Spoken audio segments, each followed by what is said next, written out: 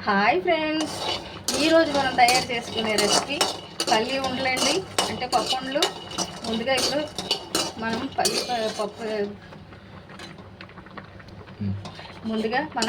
పప్పు పలుకులు తీసుకొని మీడియం ఫ్లేమ్లో పెట్టుకొని ఇలా 10 నుంచి 15 నిమిషాల పాటు పప్పు పలుకుల్ని వేయించుకుందామండి. ఇప్పుడు వీటిని చల్లారించుకొని కొద్దిగా మనం చపాతీ కర్రతోని కొంచెం రోల్ చేసుకున్నట్లయితే మనకి పలుకులు బద్దలుగా విడిపోతాయండి. తర్వాత మనం బెల్లం పాకం పట్టుకుందామండి.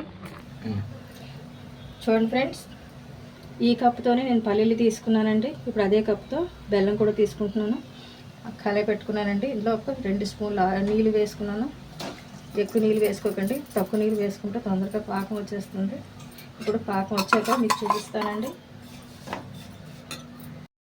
ఫ్రెండ్స్, పాకం ఎలా వస్తుంది దగ్గరికి. ఇప్పుడు ఇందులో కొద్దిగా యాలకుల పొడి, అలాగే 1 స్పూన్ నెయ్యి వేసుకొని కలిపేసుకుందామండి. చూడండి, నెయ్యి పాకం చూసుకుందాం. చూడండి, చూసారా మనకి ఇలా సౌండ్ రావాలండి. చూసారా,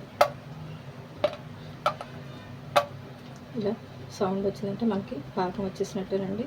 ఇలా చేస్తే విరిస్తే మనకి టక్కున తిరగాలండి. అది కొంచెం చూసుకుందాం. చూడండి, మరి కొద్ది పాకం చూస్తున్నాను. మంటను మాత్రం సిమ్లో పెట్టుకోవాలండి.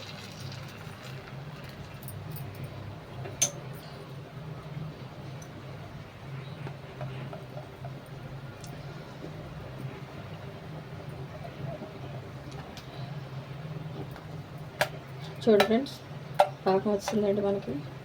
చూడండి, ఇప్పుడు మనం అయిపోయిందండి. ఇప్పుడు మనం ఈ పప్పుల్ని ఇందులో వేసుకొని కలిపేసుకుందామండి. ఇలా కలిపేసుకొని నెయ్యి రాసుకొని పెట్టుకున్న ప్లేట్లోని ఈ పప్పుల్ని వేసుకొని చేతికి నీళ్ళు కానీ నెయ్యి కానీ రాసుకొని మనం ఇందులో చూపేసుకుందామండి. చూడండి ఫ్రెండ్స్, పాకాన్ని ఇలా నెయ్యి రాసుకున్న కంచంలో వేసుకున్నానండి.